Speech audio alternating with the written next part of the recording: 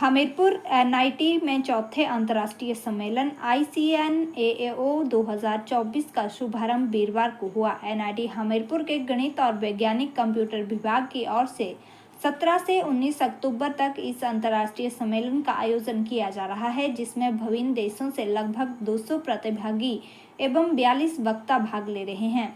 भारत के प्रत्येक कोने से साथ साथ जर्मनी, इटली, दक्षिण कोरिया, दक्षिण अफ्रीका और अमेरिका जैसे देशों के प्रतिभागी एवं विषय विशेषज्ञ इस सम्मेलन में सम्मिलित होने के लिए राष्ट्रीय प्रौद्योगिकी संस्थान हमीरपुर में पहुंचे हैं।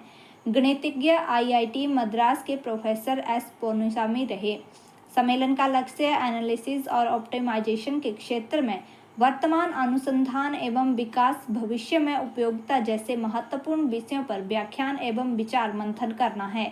इस सम्मेलन में शोधार्थी एवं विद्वान ज्ञान का आदान प्रदान करेंगे, जिससे शोधार्थियों को भविष्य में अपने शोध के लिए एक नई दिशा मिलेगी, जो देश को सशक्त बनाने में अपनी भूमिका निभा सकती है।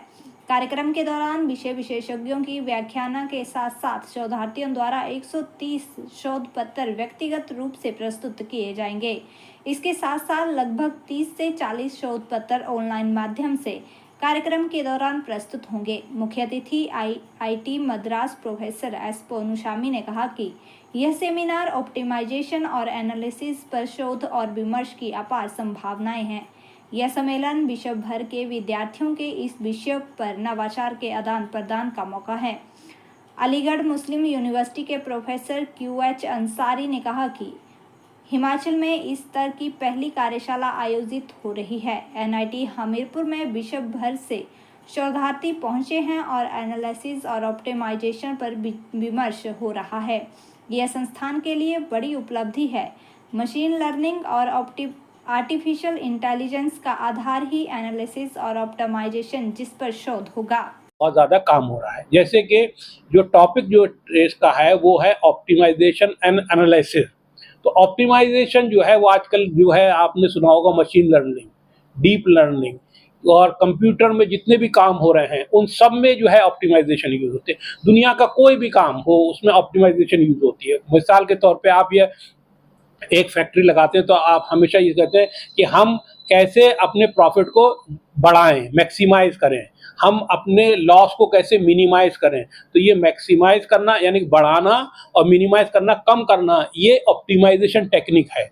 तो यहाँ पर जो है बहुत सारे जो शोध हैं वो प्रेजेंट किए जाएंगे ये बताने के लिए कि आप अपनी जो टेक्निक हैं वो कैसे लोगों के तक पहुँचाएंगे, उनमें क्या क्या नई नई टेक्निक्स हैं जो ऑप्टिमाइजेशन की, जो लोग इस्तेमाल करके अपने कारोबार को आगे बढ़ा सकते हैं। वो कुछ पेपर्स इस टाइप से यहाँ पर आए हैं। मेरे ख्याल से जितना मैं जानता हूँ इनमें मेरे करियर में पिछले 40 साल में मैंने पहली बार देखा कि हिमाचल ने मैथमेटिक्स में specially on the topic of optimisation and analysis पहली बार पूरे हिमाचल में ये पहली इतनी बड़ी कॉन्फ्रेंसेस हुई है जिसमें तकरीबन 200 पार्टिसिपेंट ने हिस्सा लिया। 42 जो हैं वो इनवाइटेड स्पीकर्स, प्लेनरी स्पीकर्स हैं और तकरीबन 42 जो है रिसर्च पेपर पब्लिश किए जाएंगे। तो ये सबसे पहले तो यहाँ के जो लोग हैं हिमाचल के, उनके लिए ये पहली अपॉर्चुनिटी है कि वो और जो लोग यहाँ इस NIT में जो रिसर्च कर रहे हैं कि जो बाहर के एक्सपर्ट्स हैं उनसे इंटरेक्शन कर सकते हैं। आमतौर पे इन लोगों को कहीं दूसरी जगह जाना पड़ता था, इस बार ऐसा हुआ है कि लोग इनके पास आए हैं कि now you can interact with us. So 140 research papers are going to be. There are a number of special sessions.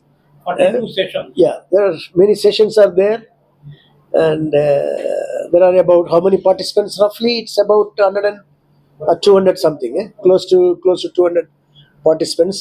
The interesting fact is that many younger participants are there.